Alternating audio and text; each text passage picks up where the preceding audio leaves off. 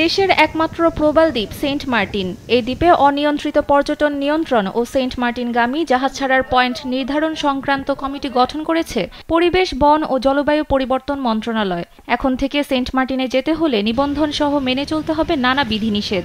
এসব বিষয় দেখভাল করবে ওই মন্ত্রণালয়ের গঠন করা যৌথ কমিটি। মঙ্গলবার মন্ত্রণালয়ের জ্যেষ্ঠ সহকারী সচিব সাবরিনা রহমান স্বাক্ষরিত এক আদেশে ওই কমিটি গঠন করা হয়। আদেশের চিঠিতে কমিটির কর্মপরিধি উল্লেখ করা হয়েছে।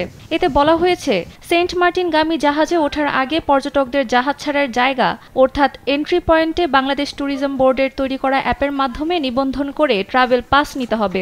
পর্যটক ও অনুমোদিত জাহাজে নিষিদ্ধ ঘোষিত পলিথিন ব্যাগ ও একবার ব্যবহারযোগ্য প্লাস্টিকের পণ্য পরিবহন নিষিদ্ধ করা হয়েছে, যা অমান্য করলে কঠোর থাকবে কমিটি।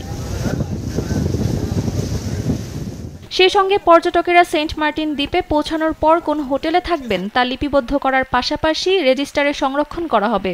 জাহাজ ছাড়ার স্থানে ও সেন্ট মার্টিনের প্রবেশের স্থানে পর্যটকদের জন্য করণীয় ও বর্জনীয় বিষয়ে বিলবোর্ড স্থাপন করতে হবে।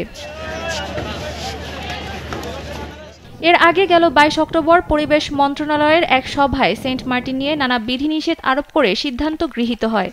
এর পরিপ্রেক্ষিতে 28 অক্টোবর মন্ত্রণালয়ের উপসচিব আসমা শাহীন স্বাক্ষরিত এক পরিপত্রে 5টি বিষয় কার্যকরের সিদ্ধান্ত জানানো হয়। ওই পরিপত্রের পর বুধবার সন্ধ্যা পর্যন্ত সেন্ট মার্টিনে জাহাজ চলাচল শুরু হয়নি। নভেম্বরে সেন্ট মার্টিনে কোনো পর্যটকের পা পড়েনি। সরকারি এই সিদ্ধান্তের পক্ষে বিপক্ষে দ্বিধা বিভক্ত পর্যটন খাতের বিনিয়োগকারীরা।